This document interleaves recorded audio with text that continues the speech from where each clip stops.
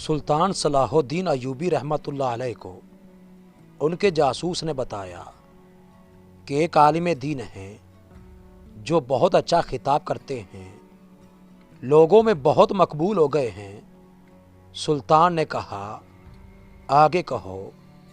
جاسوس بولے کچھ غلط ہے جسے ہم محسوس کر رہے ہیں مگر الفاظ میں بیان نہیں کر پا رہے۔ سلطان نے کہا جو بھی دیکھا اور سنا ہے وہ بیان کرو۔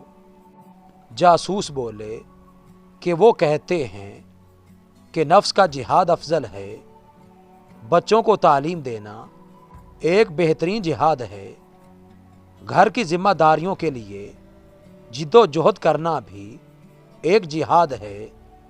سلطان نے کہا تو اس میں کوئی شک ہے؟ جاسوس نے کہا کہ انہیں کوئی شک نہیں، لیکن اس عالم کا کہنا ہے کہ جنگوں سے کیا ملا، صرف قتل و غارت گری، صرف لاشیں۔ جنگوں نے تمہیں یا تو قاتل بنایا یا مقتول۔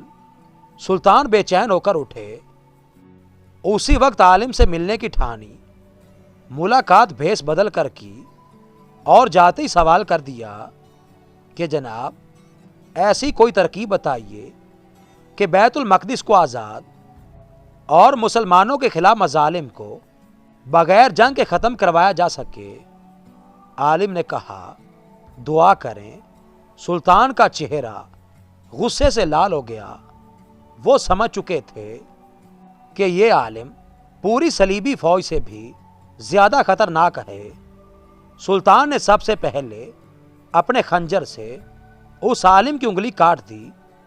وہ بری طرح چیخنے لگا۔ اب سلطان نے کہا کہ اصلیت بتاتے ہو یا گردن بھی کاٹ دوں؟ پتہ چلا کہ وہ سفید پوش عالم ایک یہودی تھا۔ یہودیوں کو عربی بخوبی آتی تھی جس کا اس نے فائدہ اٹھایا۔ سلطان نے محسوس کیا کہ اس جیسا درد اب خطبوں میں عام ہو چلا تھا۔ بڑی مشکل سے یہ فتنہ روکا جا سکا۔